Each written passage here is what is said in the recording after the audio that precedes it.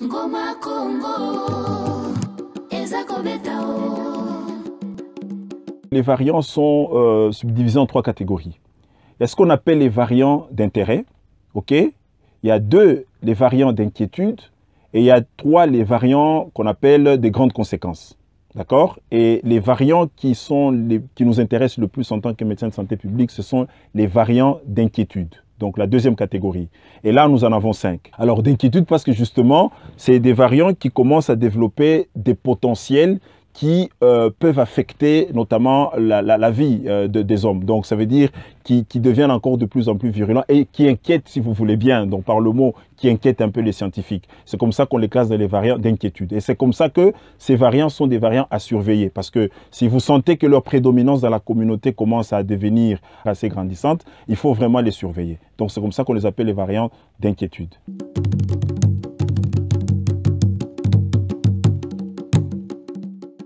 Alors, il faut savoir qu'il y a les variants britanniques ici au Congo. On a trouvé aussi le variant d'Afrique du Sud, mais ils ne sont pas encore dominants. D'accord? Et donc, c'est ça la chance qu'on a.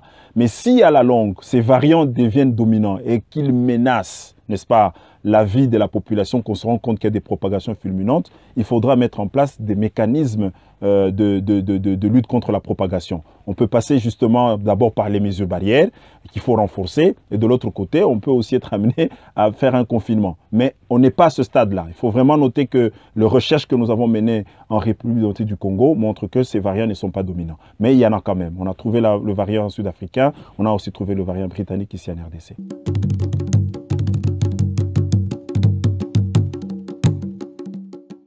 Il faut qu'ils comprennent que la mutation n'est pas seulement l'apanage du coronavirus.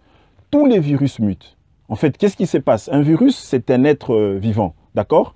Face à la pression des médicaments qu'on administre à ces hôtes, face à la pression du vaccin, face à des modifications de l'écologie, le virus aussi met en place des mécanismes pour survivre.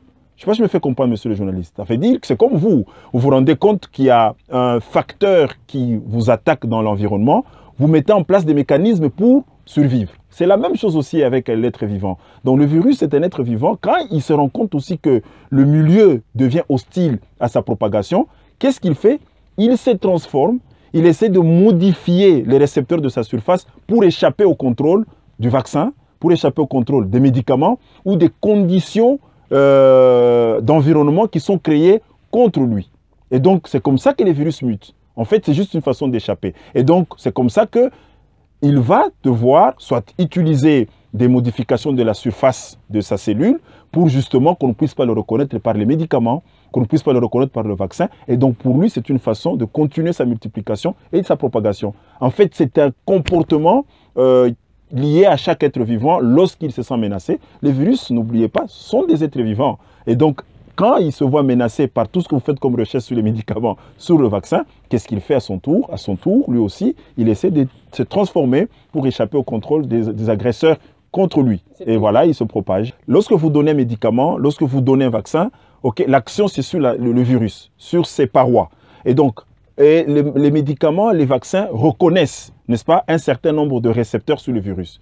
Donc, c'est à ce titre-là que lui aussi, le virus, il essaye de modifier, n'est-ce pas, la forme qu'il a. Il essaie de muter, de changer sa configuration pour que, si jadis un médicament pouvait le reconnaître par, je donne un exemple bête, par sa couleur ou bien par sa taille, eh bien, le médicament ne sait plus reconnaître la personne demain. Et donc, du coup, il s'est camouflé. C'est un peu comme le camouflage. C'est un peu comme, si vous voulez bien que je vous donne un peu une analogie, vous voyez le caméléon. Okay, il change de couleur selon le milieu parce qu'il veut échapper au prédateur. C'est la même chose. Donc, la mutation, c'est un comportement inhérent à tout être vivant. Et tous les virus arrivent à muter dans le souci de s'adapter et d'essayer d'esquiver les conditions physiques, les conditions chimiques qui sont créées contre lui. Et donc, justement, en échappant à cela, le virus continue à se multiplier, à se propager comme tout être vivant.